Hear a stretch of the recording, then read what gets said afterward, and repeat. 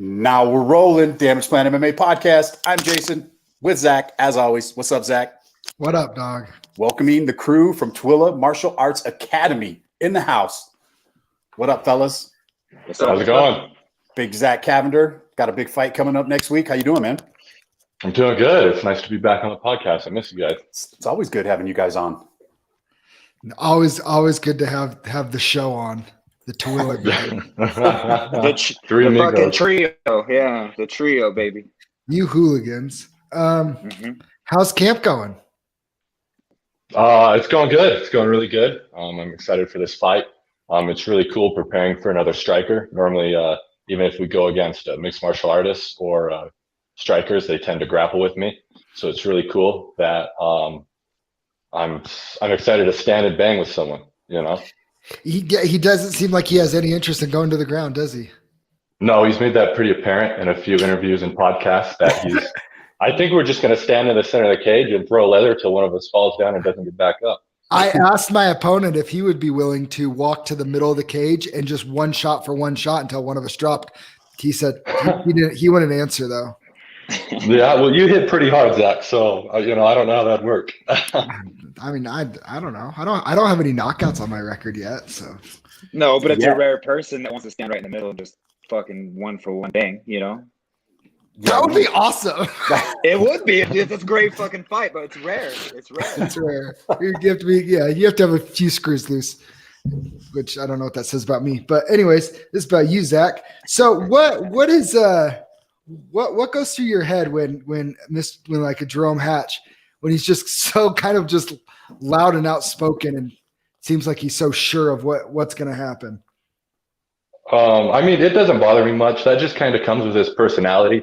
You know, there's a lot of people that are outspoken. They say what's going to happen in the fight or what they expect, and that's all right. You know, he thinks he's going to knock me out. It sounds like he thinks he's just going to walk across the cage, hit me, and I'm going to fall down. It's going to be over. I don't know if he knows. You know, I've never been knocked out. I do have one TKO on my record.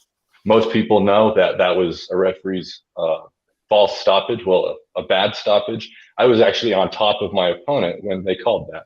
You know, I've been knocked down once in my career. I've never been rocked, you know. So, like, if he thinks he's just going to walk across the cage and hit me and I'm going to quit or fall down, you know, I mean, we'll see what happens. How much do you guys as coaches too? What are your guys' thoughts on ring rust and stuff like that? And you know, Jerome's coming off of a long layoff. Zach just fought for LFA not too long ago. What are you guys' feelings and thoughts on that? Brandon? Okay, so that guy used to fight all the time, man. Oh, yeah. Just like Dominic Cruz says, you know, like he doesn't really believe in ring rust. I mean, that guy has fought so many times, he should be just like normal, man. I don't expect anything different. Cool. Yeah, with a record like that, you know, I mean, like he should be good to go. Yeah, he's a guy that, I mean, will take a fight anytime, anywhere. And you look at his record, he's fought guys, you know, as big as Zach has. As big as Zach. That guy's a fighter. He seems like the guy, like Keith always says, we'll fight you anywhere. He seems like that same guy, you know? So he's going to bring the fight, man. I don't believe the ring rusting. I like it. Keith, what do you think? Yeah, I think like in the actual fight, your timing and all that stuff, you know, might be like a little different. But that dude, he'll fight you at a traffic light, a funeral. I've been watching Utah MMA before Hatch was fighting. He was fighting years and years ago, and he'd fight anybody. And that's the thing. He fights hard. He hits hard. He's a fighter. You know what I mean? And there's always that thing in MMA. Are you a martial artist or are you a fighter? That dude's a fucking fighter. Yeah. He's going to come there and he's going to fight. But that's the thing. That's what people don't understand about Zach. Zach's big, tall, strong, good looking. Like, Zach's a fighter too. You know what I mean? His last fight with LFA didn't go our way, but he fought his ass off that whole fight. So there's no. Yeah, he did. It's gonna be fireworks, and we're looking forward to it, man. So I'll follow up with this, Zach. What did you learn from your loss at LFA? I definitely need to prepare better. You know, we took that fight on short notice. I'd had a few injuries. I wasn't actively training. And I may have been a little bit arrogant, and I was like, yeah, I can get in there. I can beat this guy. And he was a professional athlete, and he took the fight to me. He won the fight. He outpaced me. You know, And so definitely to monitor my conditioning a lot more, stay in shape, be training 24/7. Don't underestimate anybody ever. There's a 200-pound man in the cage trying to kill you. Yeah. We gotta apologize for that last podcast because we lied our ass off. Hey, yeah.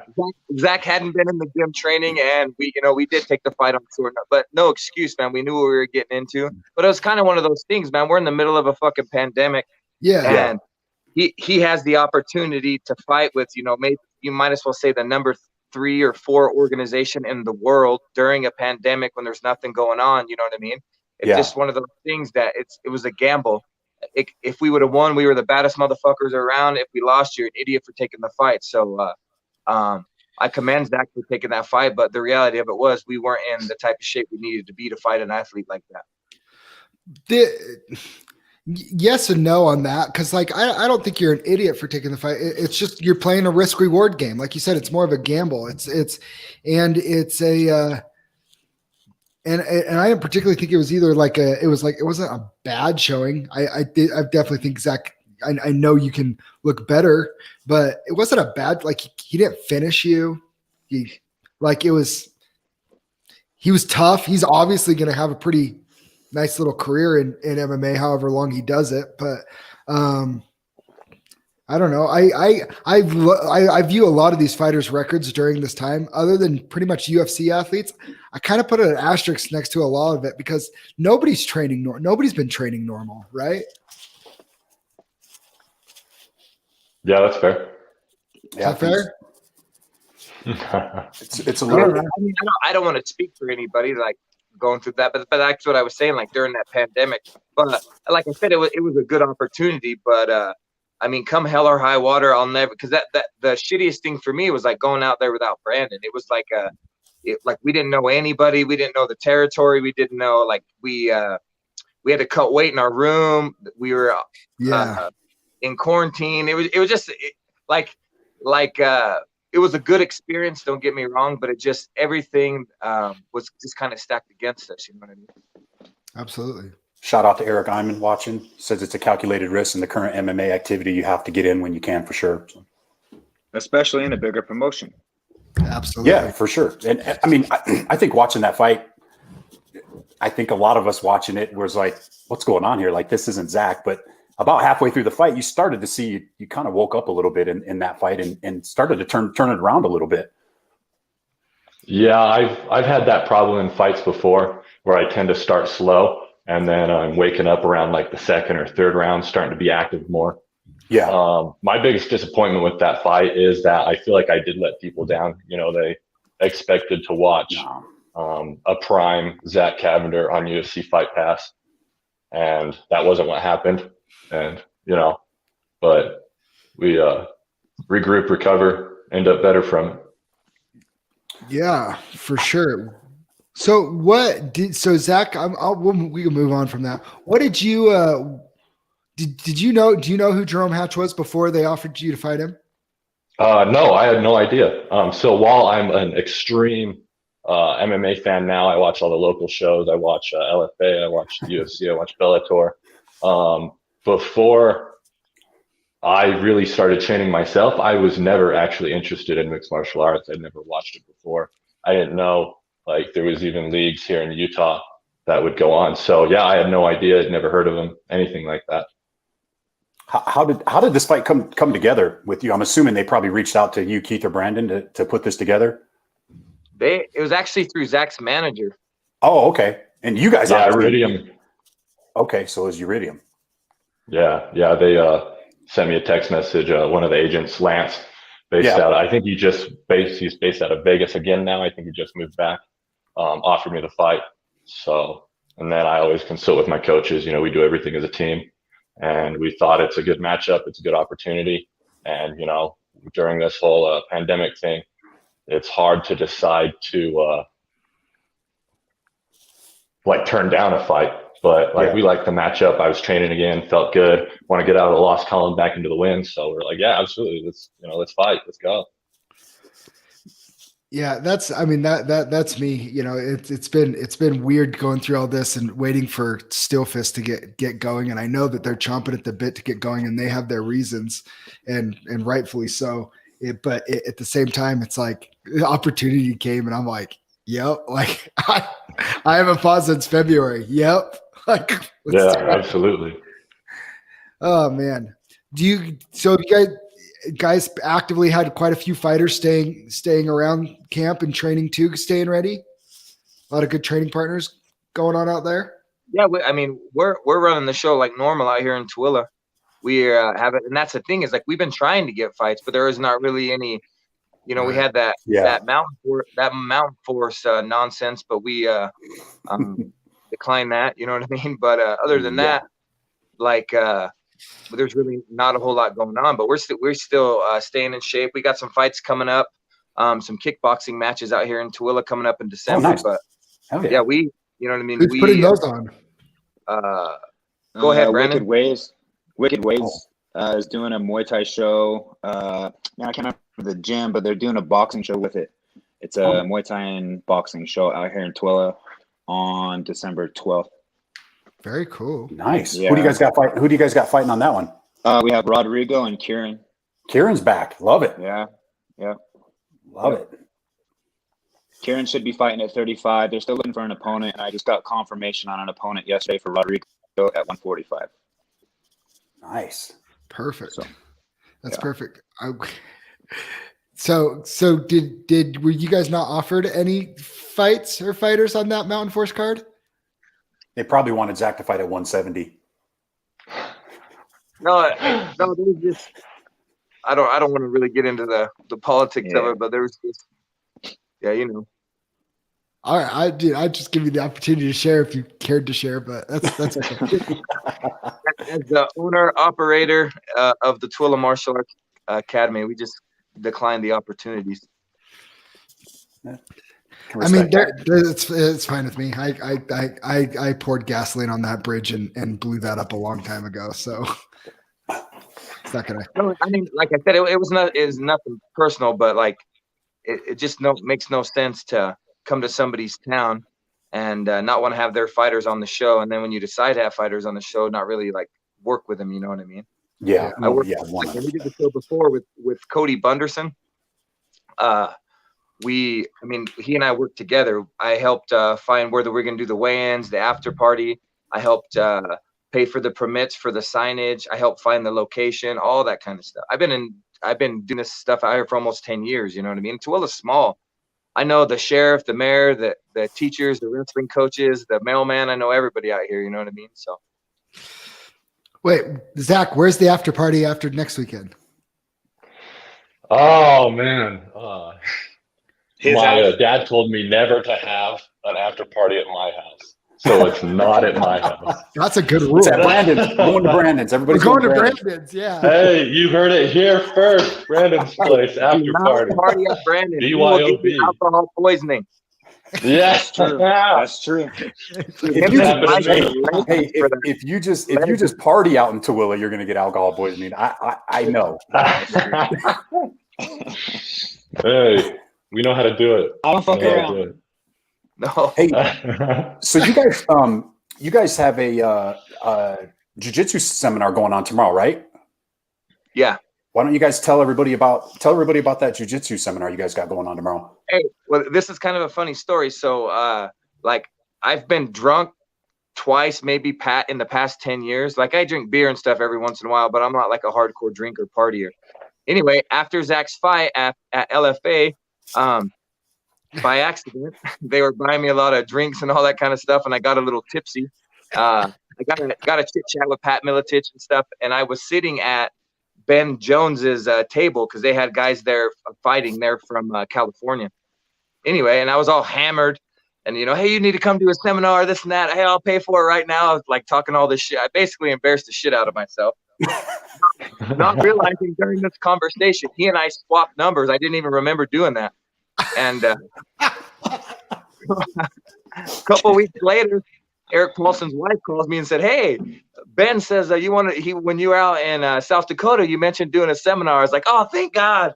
And then I went through she gave me his phone, number, and when I entered his phone number, it popped up on my phone that I already had it saved. But anyway, when we were out there, I linked up with Ben the Badger Jones. I've been to some Eric Paulson seminars before. That's kind of how I got started in this whole thing. One of my friends that I worked with at the Walmart Distribution Center, he used to train out here in Salt Lake. His name's Anele Mafu Tatiole. He took me to my first Eric Paulson seminar, and it was just awesome, man. You get like about 6 months of information in about a 2-day class. Well, Ben's going to be here this Saturday from 10 a.m. to 1 p.m. and he's going to focus on catch wrestling and Brazilian Jiu-Jitsu, CSW style wrestling. So it's going to be awesome. All gyms are welcome. If you want like good takedowns, good submissions, neck cranks, leg locks, CSW was doing all that shit before it was trendy. So what time is that going on, Keith? 10 a.m. to 1 p.m. All right. There you go. Everybody's looking for something to do. I really wish I could go out there and do that, but it's opening games of junior jazz. And I'm my kid's coach. So man. Ben's been training under Eric for over 20 years. He's his head instructor. He's like the only one certified to teach for Eric. So he does seminars and stuff. So it's going to be awesome, man. I'm stoked. Nice. Looks like Iman's got a question for you. What's your evaluation of Hatch? Anything you see you've been working on? I think we kind of already covered it. He's just he wants to bang. Yeah, my evaluation of Hatch is he hits really hard. His right hand's going to be a nuke coming from my jaw. I've been working on not getting hit with a right hand because I feel like if I do, that was a planned fight in Eric Iman as well. Don't get hit. Big, strong guy. Don't get hit by that right hand.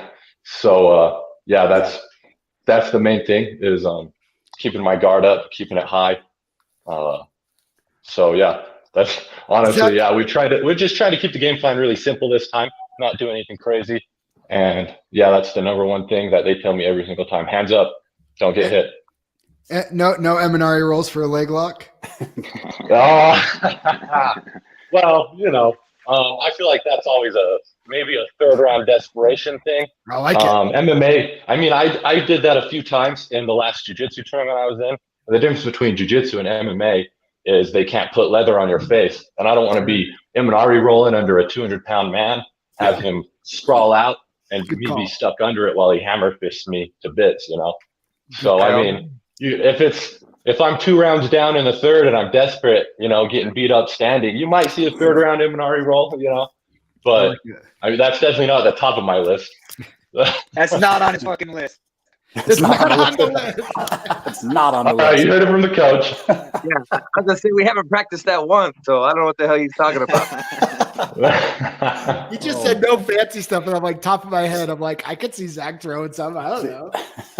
He landed that Imanari. If you look at that highlight that he did, he landed an Imanari roll in the jiu-jitsu tournament. It was awesome. Yeah. So Zac, Jerome actually he's had a lot to say. He's very vocal. He says what he's going to do. He likes to talk a little bit of smack. Zac, this is your opportunity. Tell Jerome Hatch what you're going to do to him. All right, I got a little bit of smack talk in me. For his sake, I hope he's right. For his sake. I love it. I love it. That's all I got. Zac doesn't have a soul to steal. I like to get in there. Hey. Zac has no soul to steal, so he can't take that shit. So we've been asking everybody on there, besides your fight, Zac, and Keith and Brandon, you guys can chime in too. What other fight on this card are you guys most looking forward to? I'm wanting to watch Mitch Ramirez knock somebody out. Me and him are going to compete for the fastest finish. We did this last LFA outing. Hey, that's a little smack talk there. I like it. I'll never talk down against my opponents. I'll try to talk about my game plan, and my skills, my efficacy as a mixed martial artist, But Jerome's a tough dude. He's a stand-up dude. Mitch He's going to try to knock me out. I'm going to try to knock him out. We know what it is. Yeah. Mitch has got a new opponent. I did a little bit of research on him. He's a big kid. As big as Mitch? He's bigger. He's like 6'3". Oh, I meant wide. No, he is not. He's just tall and lanky. Oh, okay. Dude, I've stood next to Mitch Ramirez, and the fact that he's a 155er, I'm like, the fuck? Like, you're bigger than I am. He's a big kid. Keith Brandon, what about you guys? I want to see Go ahead, that Brandon. main event, man. King Siler. Yeah. I mean, there's not a bad fight on that card, man. Not one of them. No, but, there really I mean, isn't. That main event is fucking phenomenal. Yeah. They did the little promo video for it, and I kind of got chills. Like that's gonna be It's banging. That's going to be a high level fight, probably similar to the Samson and Bobby King fight. I would imagine. Yeah. Sure. Yeah. That was a good I fight. heard that Partridge was an awesome fight's fight. going to be all right, too. Yeah, I think it'll be all right. No, you're not allowed to say you're not allowed to pick my fight for this. It'll be I all picked right. one. I'm just giving you a little. I think it'll be a lot of fun. I'm looking forward to it. Well, Cavender, do you have any sponsors you want to shout out? Oh man, there's this one. I think they're right behind you or something. Damage Plan Athletics. They've been with me since the beginning. Support me as an amateur. I'm wearing one of their shirts right now. Semi-pro exerciser. You can pick yourself up one. DamagePlanAthletics.com. I'm pretty sure they have a link right on their webpage. You want to go to the Instagram as well. Tool Martial Arts Academy. That's my home. Tranquility Massage and Spa. They've been keeping me healthy. Iridium Sports Agency. That's my management agency. They have a couple other fighters on the card too, but they're always taking really good care of me. They're the ones that found this opportunity for me, and they're always looking out for me to get opportunities. Compex USA. They sent me a really cool percussion massager and some TENS units. Keep me nice and loose and healthy. So right, if you don't know what your psoas muscle is, then you should find out and you should get a so right. Because especially if you're tall, if you're over 6 feet, you should have a so right. Because back pain is no joke. So right takes care of it though. Shoot, am I missing any? Sounded like a good infomercial. Fuck yeah. Yeah. Good. I could go on. No. It's good. I'm going to go buy one. We're going to see Zach on QVC. For real. As long as my face doesn't get messed up in this fight too much, right? Yeah. It'll be all right. I already got the You crooked guys- nose with the bump going on, so. You guys, if you guys need some shirts, let me know. Hey, we need some shirts. You guys can stop by. Too. I got some. I get you hat because you need one to throw out anyways, don't you?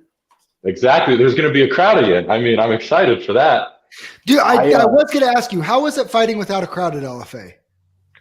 Well, there was a crowd. It was an invisible crowd. So the arena I fought in was kind of like it had 2 floors, and they had the entire first floor empty, and the upper deck actually had quite a few people there. So there was still cheering and stuff.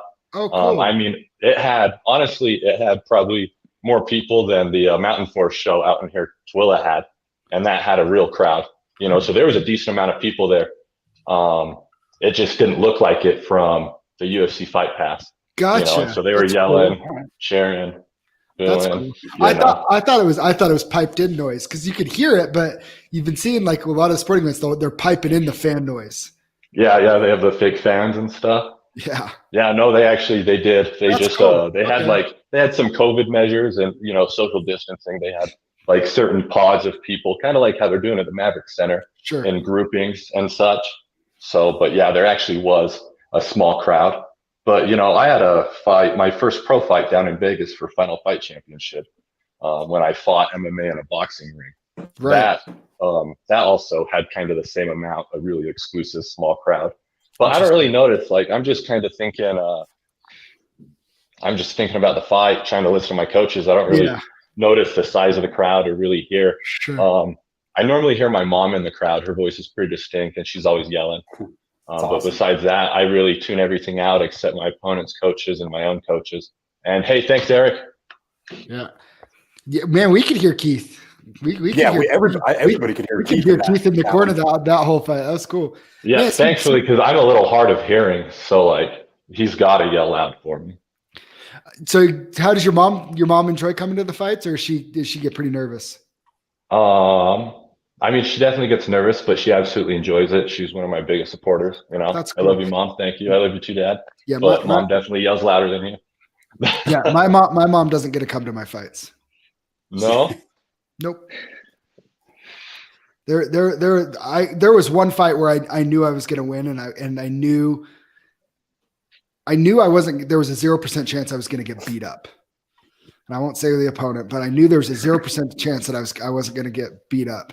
And I said, if you're going to come to a fight, this is the fight you can come to. But other than that, my mom's there for it. That's sweet. I dig it. That's awesome. Yeah, that is awesome. Cool, man. Well, we appreciate you guys. One of the things that I tell the parents, like when you come to the like jiu-jitsu tournaments, like you got to think about, like, if you got a 6 or 7, 8-year-old little kid, they've been hearing their mom's voice their whole life, you know? So when you're at the tournament and you're trying to coach them and the parents are screaming, the kid hears the parents, the kids don't hear the coach, you know? Yep. So it's like, get up, get up. And the kids will look at their parents. It's like, you guys got to be quiet so we can coach, man. Let the coaches coach. Yeah. Let coaches coach. That is good advice, Keith. Yeah. Let the coaches coach. Cool, man. Well, we keep it short and sweet on these fighter spotlights, but looking forward, and we'll see y'all next weekend at weigh-ins. Yes, sir. Heck yeah. Hey, thanks for the opportunity. Hey, I saw we're not in the same corner. What's up with that? What? Yeah, I'm in the blue corner. You're in the red corner. What? What's wrong with your face, Zach? I'm on it right now. I'm on it. Oh, They can't. There you go. They can't do that because there's a certain coach and fighters that would. well, that's what I was about to bring up. Are they going to be? Are you in their they're in corner? my corner. Oh, yeah, well, then I'm fine. I mean, You know what? Then I you don't fix know. it. I'm good. Yeah, I don't know if they didn't see my Instagram story, you know, but yeah, there's a little bit of bad blood there. Well, we fought at the Maverick Center before, and what they do is they only put like 3 people in one locker room. Oh, So yeah, that's right. even though you're in the red corner, you might still be in the red corner, but they'll only put like 3 people in one locker room, 3 people in another locker room, 3 people in another locker room. Well, So they it's should not have- all overcrowded. They should have me, Zach, and Cole Faust all in our own little locker room then. Hey, check You it make out. your calls. Yeah, you make your calls. All right, Cody. We're just there to fucking fight, man. Yeah. Yeah, we hang out after. No, it's cool, dude. We'll be out of there so quick. You pros get to go on later in the card. I'm pumped. Yeah. That's what I can tell you. I'm like one of the most excited about. It's like I'm the 4th fight. Like we'll go get that done, and I get to sit back and watch the show with everybody else. Yeah. That's one thing I really miss about being an amateur, actually. I remember my very first amateur fight at the Legacy Event Center. I think I was either the 2nd or the 3rd fight up. And it was just nice because you got it over with. You know, you got there, you're ready to go, you warmed up, and then you got it over with. And then you just free seat in the crowd, you're going to watch the rest of the show. Yeah. You know, and this time I'm towards the end of I think I'm the 4th fight from the end. Yeah. And I just hope they got a TV back there so I can watch because there's dynamite fights. I don't want to miss them. They don't. And I'm jittery. I hate waiting until the end, man. I'll wear out a brand new pair of shoes pacing. I'm just walking all over everywhere. I can't That's help for it. real, man. I'm just like sitting in the corner, chilling, hanging out, just minding my own fucking business, and Keith's doing laps, man. Every time. That's why we're such a good team. He's one, he's the other. It's fucking weird. The yin and yang. Yeah, Yeah, man. you guys are the yin and yang. It's awesome, man. Cool. Right on, guys. Hey, guys! You should ask if you're going to see Jason next Saturday. Don't start. I Yeah, he's I gonna can't be make. hunting some shit. I'm going to be hunting. I won't be there. Yeah. I You will have the be. live stream on mute. I will be having the live stream. Well, the hunt There you doesn't go. actually start till Sunday, but we're driving back to Michigan. Yeah. So Zach told me, Partridge said that you're driving all the way to Michigan to see if the Lions still suck. Oh, And so you I can don't have to drive. I don't have to drive that far to see Hey, that. Keith, take a stick and go sit on it. All right. Ooh. Yeah, we know they still suck. Fuck yeah, they do. We're still Lions fans. Wait, who's your you're a team? Lions fan too. He's a Lions fan too. Zach Partridge is a Lions fan Oh, too. man. No wonder he didn't laugh at my joke. I, Yeah, not that funny, is it? I thought it was funny. Go Pack, go. Oh, Hey, you're out. they won me some money last night, so I don't care. I'll take it. There we go. Yeah, we were big on the pack. Unless you were on the over, then you were a That was little pissed funny. off. Keith, They who's only your had to team? play against. Keith, who's your team? The the Las Vegas Raiders. The Raiders. I'm trying just not to got- talk any shit about Michigan because I'm a Cowboys fan and they're not doing too hot right now. Oh yeah, no wonder you were being quiet. Okay. I know, hey, but I wasn't running my mouth about it, so you shut the fuck up. Hey, yeah. Yeah, but Cowboys fans run their mouth constantly. So I'm, dude, bro, you're such a good dude, and you're so down to earth. You should like a cool team, not the trendy team that like America's team. It doesn't fit you. It doesn't fit you. Why don't you be like a be some? What the fuck does that even supposed to mean? It means How do I tell what the fuck does that mean? you're too good to be a I'm Cowboys such fan. a good, nice dude. I shouldn't be a Cowboys fan. Like, what the Yeah. fuck does that mean? Like you should be like a, I don't know, not a Cowboys fan. How should I be if I'm a Cowboys fan? I can't see it on Not air. the cool, but- nice, down to earth dude. Yeah, be a guy that I don't like. That's Oh fair. man. But you know what? It's still not worse than being a Raiders fan. So whatever. Hey, fuck Yeah. up. I'm a Raiders fan. We're 3-0 versus the Chargers in killing people in bathroom stalls. So Good job. You beat a well, The and, Raiders- Stabbing people. and you just lost. And you guys just lost the draft pick for your coach not wearing a mask. Dude, how petty is that? Come on. Really? It's hilarious. It is It's hilarious. only funny because it's the Raiders. If it's anybody else, I'm upset about it. Because it's the Raiders, I think it's hilarious. Fuck it. But if it was the Cowboys, it'd be really funny too. Yeah, well, fuck the Cowboys. Yeah. They I'm suck right there with so you. bad right now. Cowboys, they would lose a cheerleader, not a draft pick. Yeah, for real. For real. All right. Well, we'll let everybody quit listening to our football. Yeah, we're just ranting. Hey, if you guys aren't doing anything tomorrow, 10 a.m., head out to Tooele and check out that jiu-jitsu seminar. Heck yeah. Yeah, man. And we will It's gonna see be you good. guys. Well, I'll be seeing you guys on the live stream next week. Everybody else that's going, hit up Zac for tickets. And appreciate you guys coming on again.